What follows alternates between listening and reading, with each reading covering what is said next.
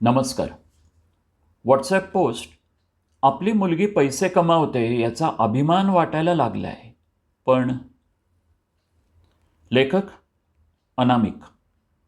आपली मुलगी सकाळी उशिरापर्यंत झोपून राहते, बाहेरचं खाणं ऑर्डर करते, मित्रांबरोबर फिरायला जाते, रात्री उशिरा घरी येते, मुलांसारखी वागते.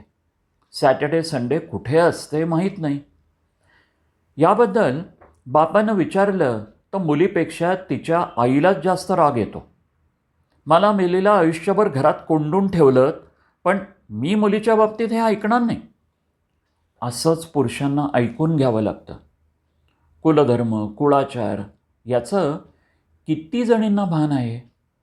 वडीलधाऱ्यांचा आदर करावा. रामप्रहरी व तिन्ही सांजा देवासमोर दिवा लावलाच पाहिजे. आपल्या घरातून कोणीही रिकाम्या पोटी जाऊ नये. आपल्या घरी कोणीही अपमानित होऊ नये. घरात पूर्ण कपड्यातच फिरावं. हे सर्व आईनं करायचे संस्कार आहेत. पण मुली घरात शॉर्ट्सवर फिरतात याची बापाला लाज वाटते तर आईला अभिमान वाटतो. आपल्या सर्व अतृप्त इच्छा महिला आपल्या मुलींच्या रूपानं पूर्ण करून घेत आहेत. लग्नाच्या मिरवणुकीत महिला आणि मुली रस्त्यावर नाचतात. त्यांचे घामाने भिजलेले अंग अनोळखी लोक न्याहाळतात, तेव्हा घरच्या कर्त्या पुरुषाची मान शरमेनं किती खाली जाते याचा विचार किती महिला करत असतील.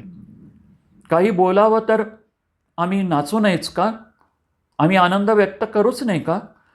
हे ऐकून घ्यावं लागतं. मुलीच्या लग्नाचे बहुतेक निर्णय मुलगी व आई दोघीच घेणार. वडिलांनी मध्ये बोलणं गुन्हा होत चाललंय. मुलगी आणि तिची आई यांच्यात एक मैत्रीचं नातं होत चाललंय. ही चांगली बाब असली तरी मुलीच्या फॉरवर्ड विचाराला आईकडून चालना मिळते, म्हणून ही मैत्री आहे. एखाद्या आईनं चालीरीती शिकवायचा प्रयत्न केला तर लगेच त्या आईला तू जुन्या मागासलेल्या विचारांची असं म्हणून हिणवायचं. स्वतःच्या पायावर उभ्या असलेल्या मुलींची माहेरी सासरी मनमानी तर न विचारलेलीच बरी. फक्त पॅकेज पाहून मुलगा पसंती, लग्न म्हणजे फक्त धिंगाणा. सासरी गेल्यानंतर जुने मित्र असणारच, येणारच. नवीन नवऱ्याला वेळ देण्याऐवजी मैत्रीचा उदो. सासरची मंडळी एकदम बेकिंमत. मुलाच्या आईवडिलांची स्वतःच्या घरातच निर्वासित अवस्था. एवढे करूनही किती दिवस संसार टिकणार हे कोणीच सांगू शकत नाही. कारण एकतर मुलींची सहनशीलता कमी होत चालली, त्यात आईची फूस आणि स्वतःच्या पायावर उभे असलेल्याचा माज. शहरी मुलींची वागणूक पाहिल्यावर तर कोणत्याही वडिलांना आपल्या मुलीची लाज वाटेल. कोणतीही तमा न बाळगता घटस्फोट होत आहेत. वर मुलगा नामर्द होता असं बिनधास्त सांगितलं जातं. याला मुलींच्या आईची पाठराखण असते.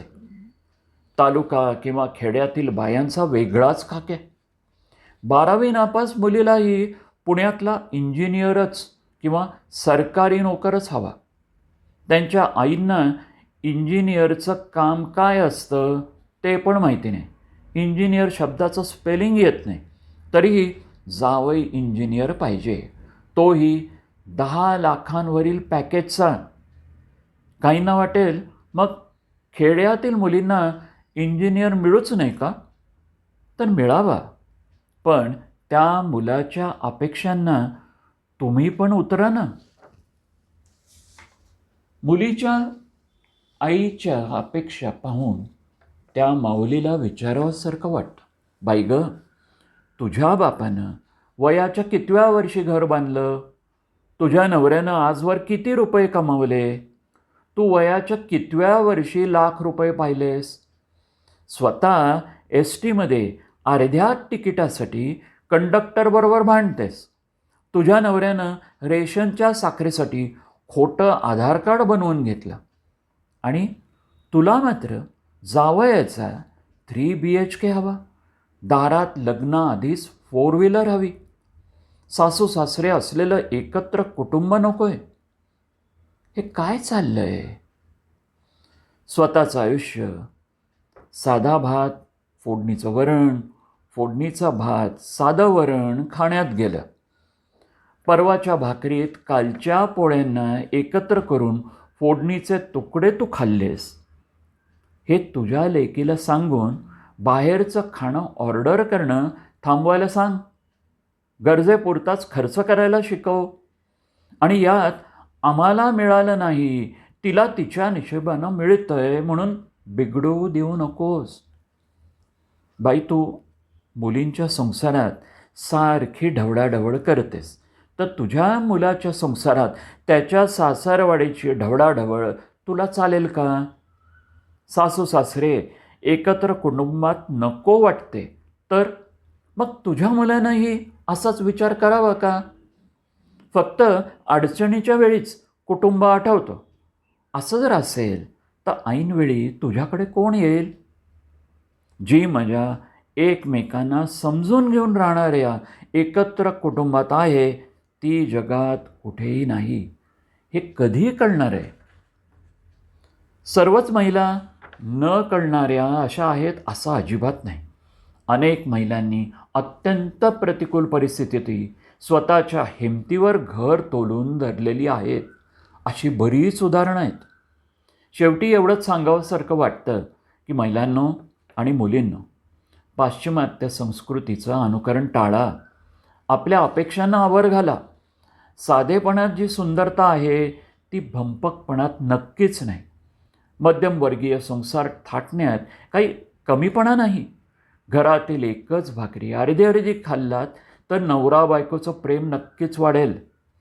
जेमतेम बचत करून एखादी वस्तू खरेदी करून पहा, तुमच्या आनंदाला पारावार राहणारच नाही.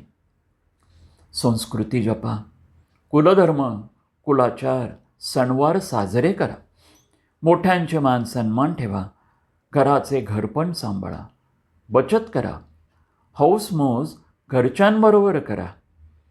आयुष्य फार सुंदर आहे.